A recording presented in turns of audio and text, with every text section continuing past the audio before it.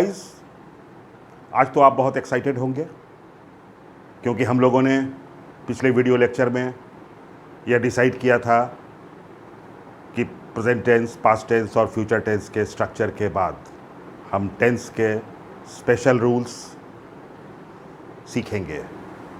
So without wasting time let us start. पहले हम लोग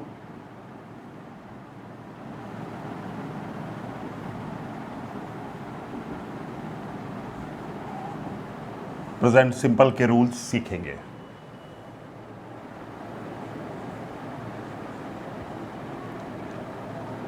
rule number 1,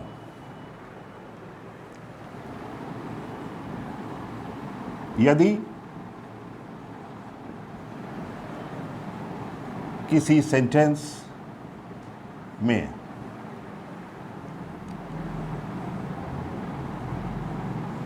always, never, often, hardly, scarcely, scarcely का meaning भी होता है hardly, usually,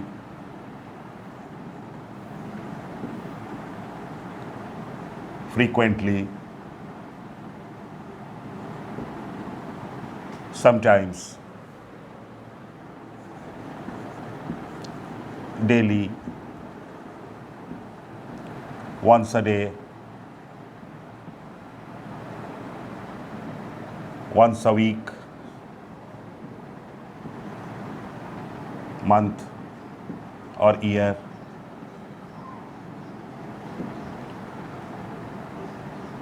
twice a week,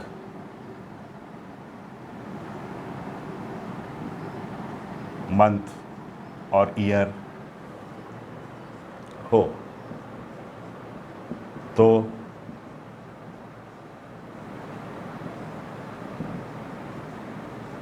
present simple का प्रयोग होता है। If we find such type of words in any sentence, we always use present simple. Let us see with some examples. कुछ उदाहरण के द्वारा हम इस बात को समझेंगे।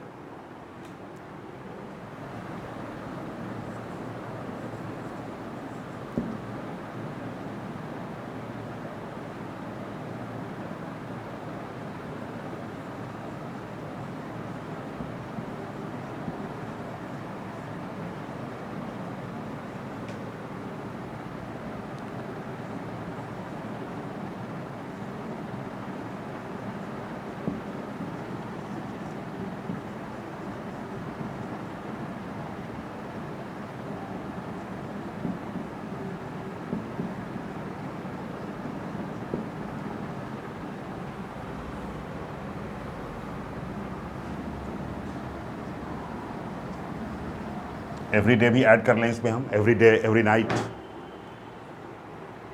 You see the example now कि she is going every day for a morning walk in the park. Is it a correct sentence? क्या यह सही है? अब हम देख रहे हैं कि इस वाक्य में एवरी डे है, एवरी डे है और इज गोइंग तो कॉन्टिन्यूअस टेंस है। So it is a wrong sentence. It's a wrong sentence. इसका एरर हम कैसे करेक्ट करेंगे? हमें प्रेजेंट सिंपल में बनाना है। We know the structure of present simple, subject plus V1 और V5। सो अब क्या लिखेंगे? She goes every day for a morning walk in the park.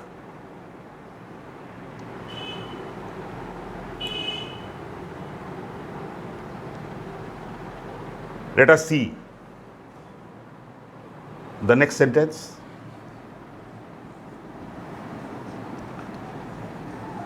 During my holidays,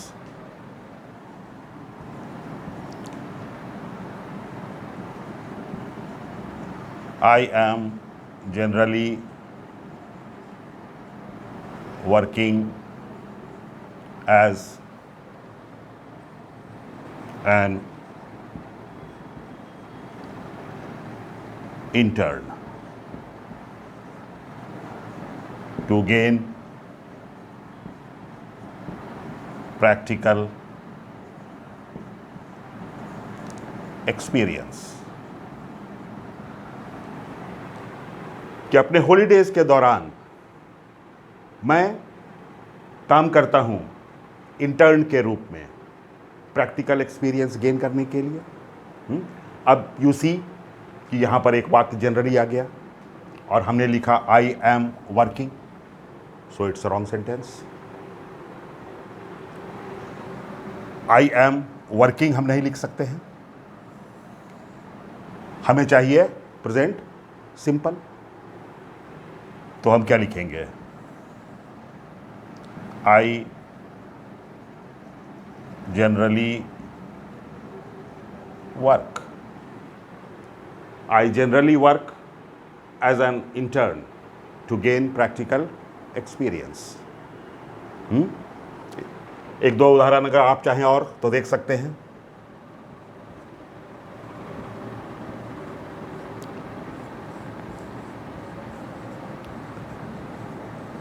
Although she is a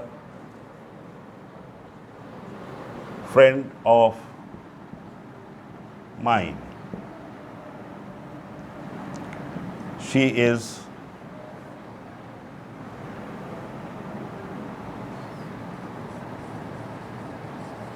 hardly talking to me। यद्यपि वह मेरी दोस्त है फिर भी मुझसे गपशप नहीं करती है। अब यहाँ पे देख रहे हैं कि हार्डली, हार्डली मीन्स मुश्किल से, स्केर्सली का भी मीनिंग होता है हार्डली ही, मुश्किल से। फिर हमने देखा कि हमने वाक्य बनाया she is hardly talking,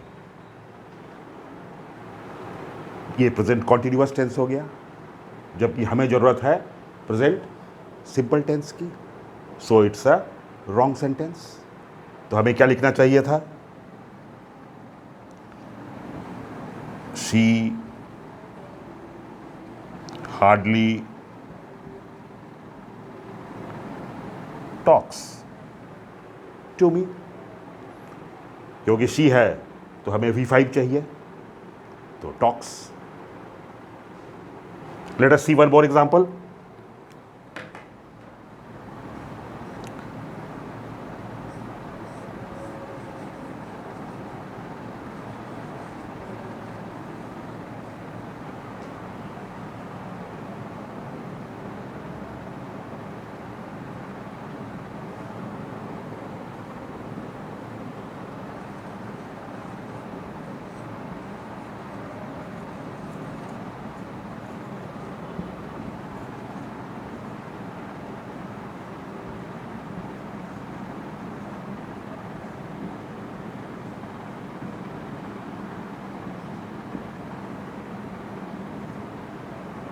How often are you going to a beauty parlor? It's an interrogative sentence, लेकिन यहां पे ऑफन आ गया। ऑफन आ गया तो हम लोग कॉन्टिन्यूअस टेंस नहीं लिख सकते हैं, कॉन्टिन्यूअस टेंस इज रॉन्ग। हमें चाहिए प्रेजेंट सिंपल। ये सेंटेंस इंट्रोगेटिव है, इसलिए हमें चाहिए प्रेजेंट सिंपल का इंट्रोगेटिव फॉर्म। और आपको याद होगा जब आपने स्ट्रक्चर देखा है, जब स्ट्रक्चर मैंने पढ़ाया था तो आपको याद होगा कि प्रेजेंट सिंपल का निगेटिव हम लोग कैसे बनाते थे, आई गो, आई डू नॉट गो। और इंट्रोगेटिव कैसे बनाते थे कि डू को पहले कर देते थे। यहाँ पर भी तो वही करना पड़ेगा कि प्रेजेंट सिंपल का इंट्रोगेटिव बनाना होगा। तो क्या लिखेंगे? How often do you go to a beauty parlor? तो इसलिए जब भी इस तरह के कोई शब्द आपको वाक्य में मिले तो be confident that you have to make the sentence in present simple. Clear to everybody? अब हम लोग प्रेजेंट सिंपल का सेकेंड रूल पढ़ेंगे। सेकेंड रूल क्या है? Universal truth is always written in present simple। Universal truth present simple में लिखा जाता है। अब यह यूनिवर्सल ट्रूथ क्या होता है? यूनिवर्सल ट्रूथ मीन्स ऐसी बातें जो हमेशा सच है, वो सार्वभौमिक सत्य है, इट्स ऑलवेज ट्रू। तो कोई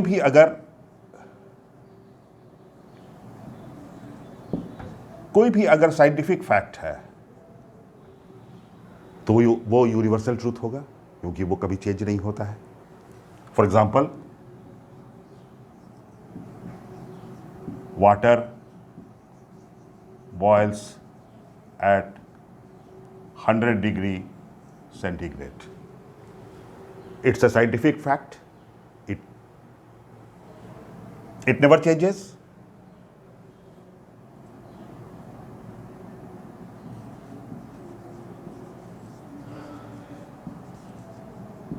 कोई ज्योग्राफिकल फैक्ट हो, फॉर एग्जाम्पल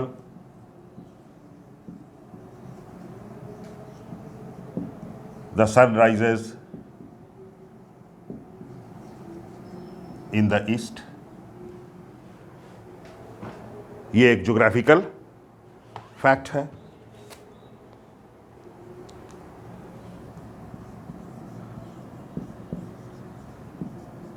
कोई मैथमेटिकल फैक्ट हो,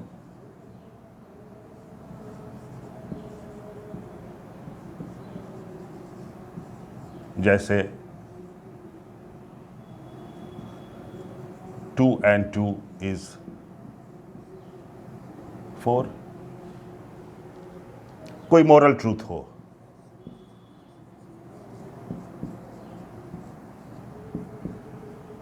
जैसे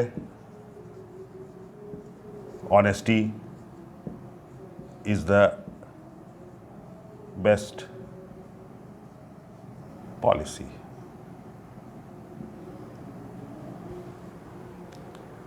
it is always true, so it is universal truth. और यूनिवर्सल ट्रूथ हमेशा प्रेजेंट सिंपल में रहेगा। इसे कभी भी हम पास्ट या फ्यूचर में नहीं लिखते हैं।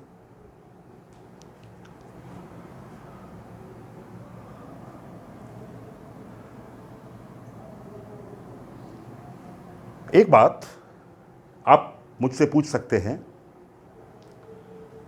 कि वाटर बॉयल्स तो प्रेजेंट सिंपल ठीक है, द सन राइजेज ये भी प्रेजेंट सिंपल ठीक है, क्योंकि सब्जेक्ट प्लस V5 है, सब्जेक्ट प्लस V5 है, पर आपने लिखा 2 and 2 is 4। तो ये कैसे प्रेजेंट टेंस हो गया? ये कैसे प्रेजेंट सिंपल हो गया? आपने लिखा honesty is the best policy, तो फिर ये कैसे प्रेजेंट सिंपल हो गया? क्योंकि आपने तो यही पढ़ा है कि present simple means subject plus V1 और V5, then it is present simple. तो फिर ये दोनों सेंटेंस आपने प्रेजेंट सिंपल के उदाहरण में कैसे लिख दिया? बहुत सही क्वेश्चन है। तो आज मैं आपको एक नई बात बता देता हूं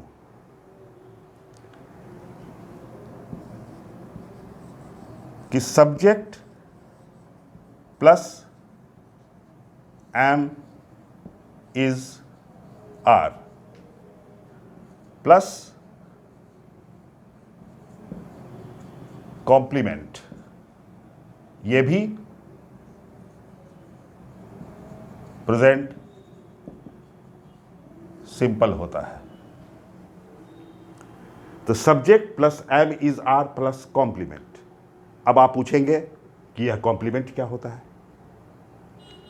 तो कॉम्प्लीमेंट मीन्स पूरा करने वाला, पूरक। क्योंकि अगर हम यह लिखें कि ही इज, तो सब्जेक्ट है और इज भी है, तो क्या यह वाक्य पूरा हो जाएगा? यह वाक्य पूरा नहीं होगा। लेकिन जब हम लिखते हैं ही इज ए बॉय, तो यह वाक्य पूरा हो जाता है। और ए बॉय क्या हो जाता है? ए बॉय हो जाता है कॉम्प्लीमेंट। इसने वाक्य को पूरा कर दिया। तो यह भी होगा प्रेजेंट सिंपल। तो he is a boy present simple है। आप इसका निगेटिव बना सकते हैं, he is not a boy, is he a boy, is he not a boy. अगर आप लिखते हैं शी इज, तो यह वाक्य पूरा नहीं होगा। लेकिन अगर आप लिख देते हैं शी इज ब्यूटीफुल, तो यह वाक्य पूरा हो जाता है। और यह ब्यूटीफुल क्या है? कॉम्प्लीमेंट है।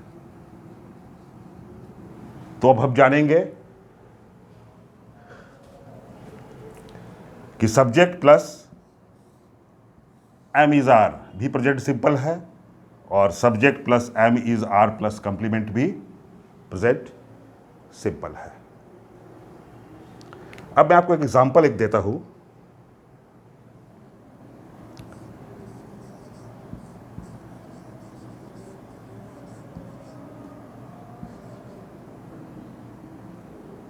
The people in ancient times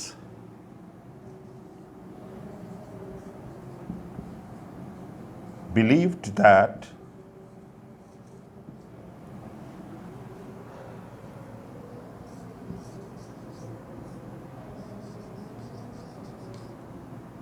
the sun revolves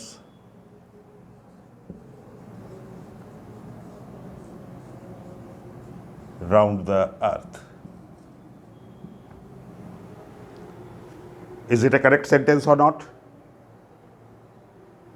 हमने तो बिलीव लिखा है, तो ये वाक्य पास्ट टेंस में है। तो यहां पर रिवॉल्व्स होना चाहिए था कि रिवॉल्व्ड होना चाहिए था। लेकिन आप कहोगे कि ये तो यूनिवर्सल ट्रूथ है, इसलिए प्रेजेंट सिंपल ठीक है, और आप नो एरर लगा दोगे। तो जब भी कॉम्पिटिटिव एग्जाम्स में कोई क्वेश्चन आता है तो तुम्हें बहुत ही सावधानी से उसे पढ़ना है। क्योंकि अगर इस सेंटेंस को तुम ठीक से हड़बड़ी में अगर पढ़ोगे तो तुमको लगेगा कि ये यूनिवर्सल ट्रूथ है, इसलिए ये वाक्य ठीक है।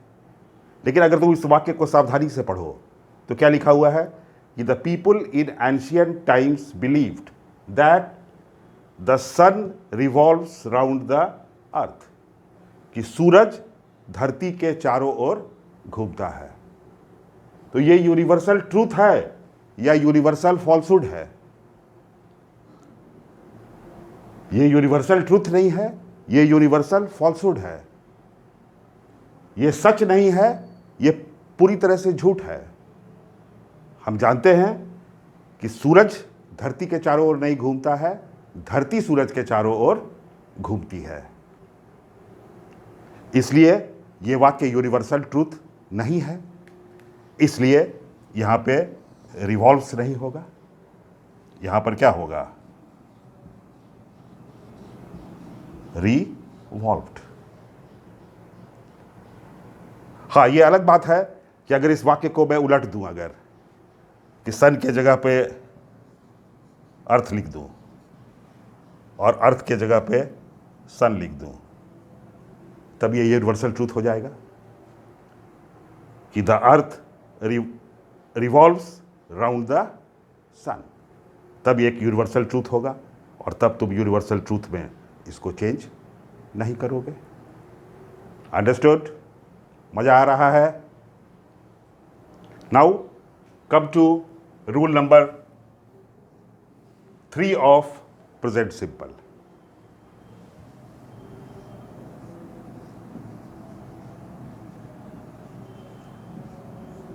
Planned future. भविष्य का कोई पूर्व निर्धारित कार्यक्रम है, फिक्स्ड प्रोग्राम ऑफ फ्यूचर अगर है तो उसे हम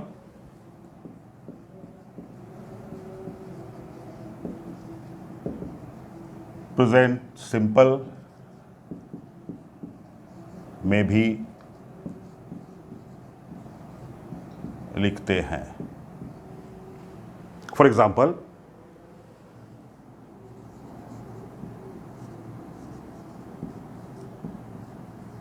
the Prime Minister will deliver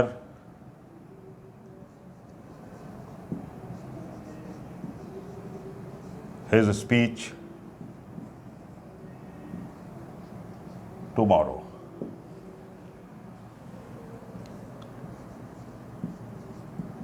The Prime Minister delivers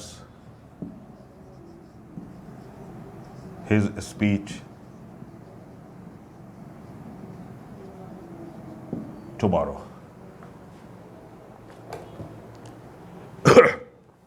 जो बच्चे इस रूल को नहीं जानते हैं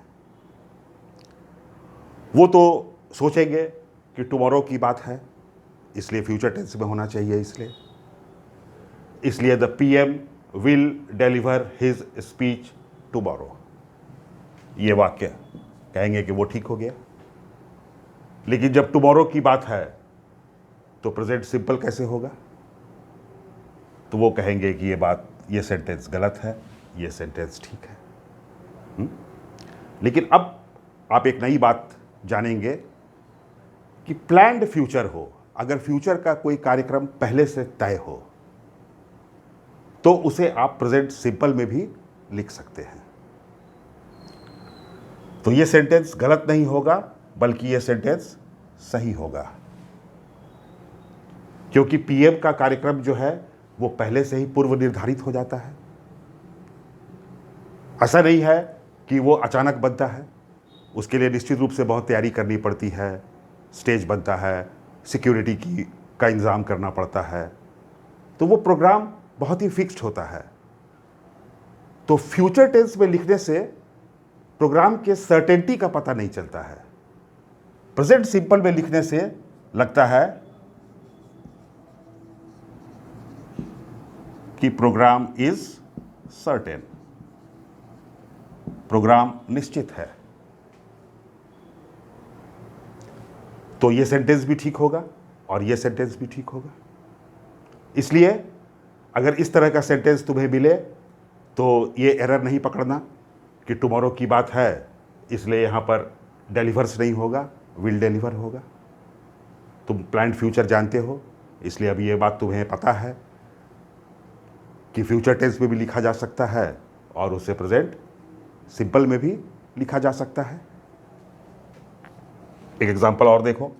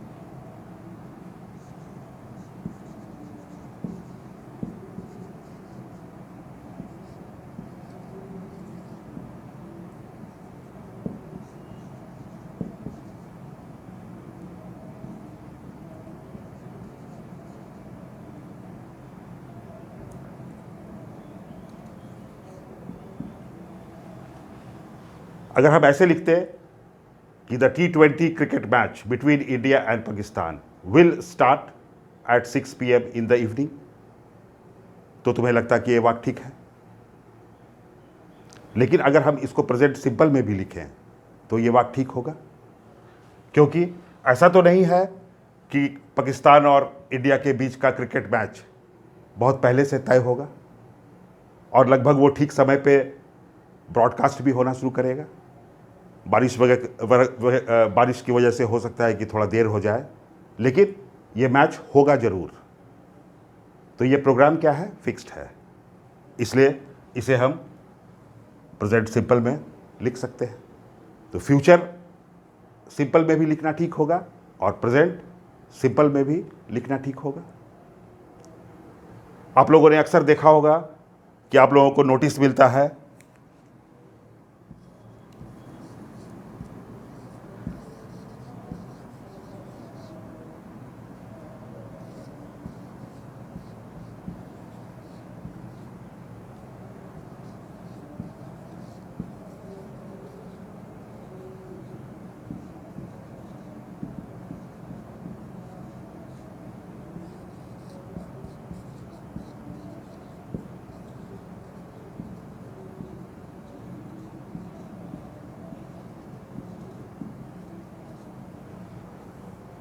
कि द स्कूल और college reopens on 1 July after the summer vacation. अब समर वेकेशन के बाद 1 जुलाई को स्कूल खुलेगा, ये तो फ्यूचर की बात है, तो इसको तो फ्यूचर टेंस में लिखा जाना चाहिए था कि द स्कूल और college will reopen on 1 July after the summer vacation. तो फ्यूचर की बात फ्यूचर में लिखते कोई दिक्कत नहीं है, लेकिन अगर इसे प्रेजेंट सिंपल में भी लिखा जाए तो अब हम जानते हैं कि प्लान्ड फ्यूचर के लिए प्रेजेंट सिंपल होता है, इसलिए यह वाक्य ठीक होगा, यह वाक्य करेक्ट होगा। और ये ऑलमोस्ट सर्टेन भी है कि स्कूल 1 जुलाई को खुल जाएगा, अगर कोई कोरोना जैसी कोई समस्या न हो जाए तो। प्रेजेंट सिंपल से रिलेटेड एक अगला रूल हम और लोग पढ़ लें हम लोग।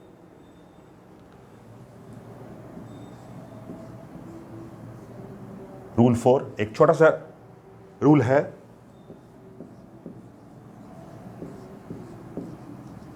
कि हियर देयर से यदि सेंटेंस शुरू हो तो वह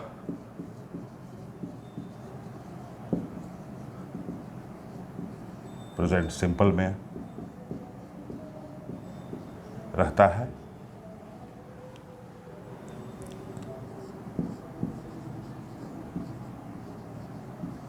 Here she goes,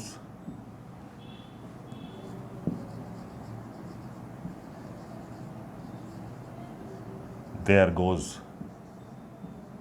the bus।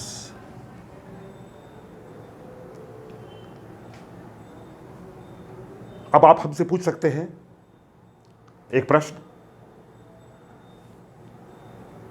कि यहां पे नाउन था तो आपने गोज को पहले कर दिया, यहां पे प्रोनाउन था तो गोज को बाद में कर दिया। हियर शी गोज, तो यहां भी तो लिखना चाहिए था देयर द बस गोज, लेकिन यहां आपने लिखा देयर गोज द बस। ये एक अलग टॉपिक है, इसे इन्वर्शन कहते हैं कि वर्ब को सब्जेक्ट के पहले कब लाया जाता है। जब मैं इन्वर्शन चैप्टर पढ़ाऊंगा तो आपको डिटेल में ये बात बताऊंगा। अभी के लिए बस आप इतना ही जानिए कि अगर प्रोनाउन आता है तो वर्ब प्रोनाउन के बाद आता है, और अगर नाउन आता है तो वर्ब नाउन के पहले आ जाता है। क्लियर? एक एग्जाम्पल देखिए।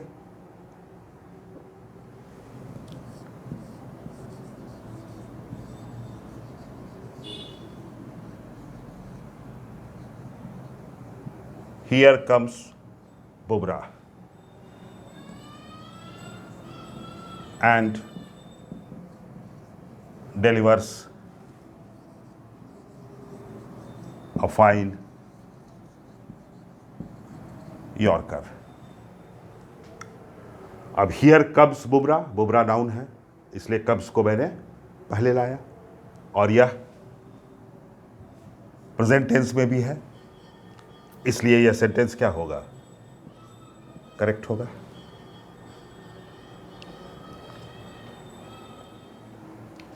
Hope you all have understood the 4 rules of present simple. उम्मीद करता हूं सबों को अच्छी तरह से समझ में आ गया होगा और मज़ा भी आया होगा।